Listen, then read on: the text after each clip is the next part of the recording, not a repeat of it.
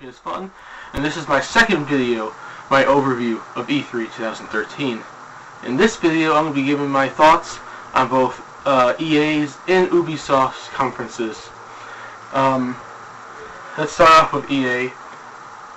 They started their conference off with Plants vs. Zombies Garden Warfare, which is basically kind of like a Team Fortress, first-person kind of shooter-esque Plants vs. Zombies. One side's the plants and one side's the zombies. It actually looked quite interesting. They threw in like mini bosses and all these wacky items and different, just like Team Fortress, like different class types. I actually thought that was actually a fairly interesting idea. A lot of people were probably mad that it's probably turned into a first-person shooter. I've never played Plants vs. Zombies. I actually have it on a DS right now, but it actually is interesting. I think it's like a puzzle strategy type game. I'm looking forward to playing it one day. I just haven't got a chance to play it yet. But this looks like it could be kind of interesting, It's not like this gritty World War shooter, current world, that kind of thing. It's like Team Fortress, the wackiness to it. It's kind of humorous, especially that like disco zombie and whatnot. That's kind of funny. They announced that there's gonna be a Peggle 2. They went over Titanfall again, just like Microsoft did during their conference, but EA, of course, is making a game, so this is another time Titanfall was shown off. Due to the fact that now EA owns the rights to Star Wars, they announced that there was going to be a new Star Wars Battlefront, which I love the Star Wars Battlefront franchise.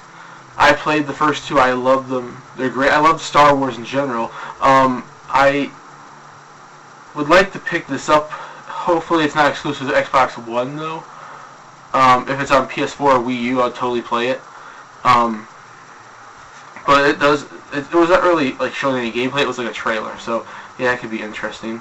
Need for Speed Rivals, the next Need for Speed looked kind of interesting, but you typically got like what Need for Speed's about now with like Most Wanted and the Underground series, like what Need for Speed's basically about now. So it's kind of a similar thing to that.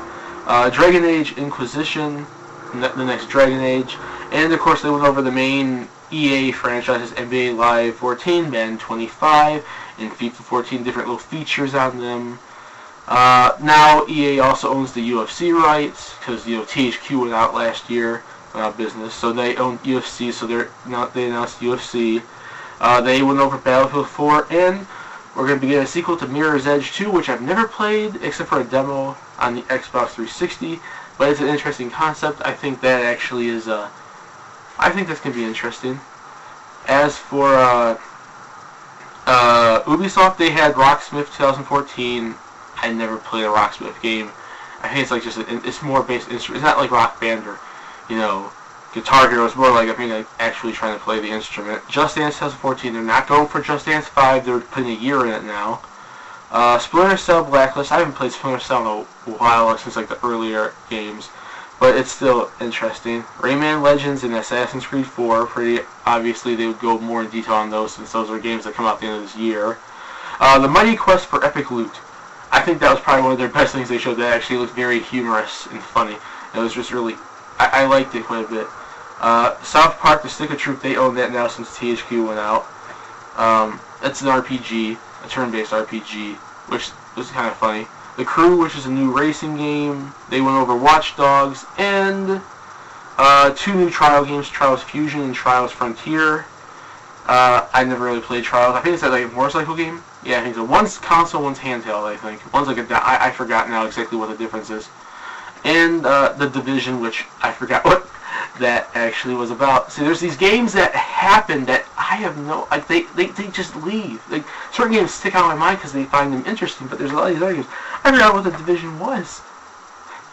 But yeah, that's EA and Ubisoft. If I had to say out of those two which one I thought was the best, I would actually have to say it's EA. Ubisoft was kind of for the most part.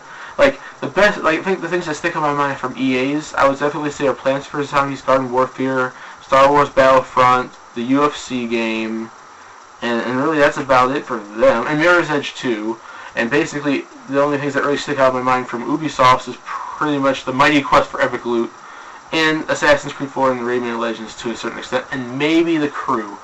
But really, most of their games are, I would say no. Pros for both. They both show a lot of good games, variety. Cons, I don't think they had really that many cons. I don't believe they had quite a bit of games. They basically just went game after game after game, like Sony and Microsoft did for the most part, and they went in detail on some of them, and some of them just had trailers. I wouldn't really say they had much fault, but I think I would say there really weren't many cons because most of the games were are interesting titles, and but when it comes to pros, I think EA beats them out just a little bit, but Ubisoft did a semi-good job. I think they probably had one of the worst conferences there. Other people would probably agree with that. But they did show us some good stuff. I'm not saying everything was horrible. I'm just saying out of all of them, every company brought game after game after game, some good games. I think they are probably, compared to EA at least, and as much as I hate to say it, I like Ubisoft as a company more than EA, but EA brought it to C3, and Ubisoft didn't really do so much. But yeah, that's my thoughts on those two, and stay tuned for part 3 where I talk about Nintendo's E3. See you guys later.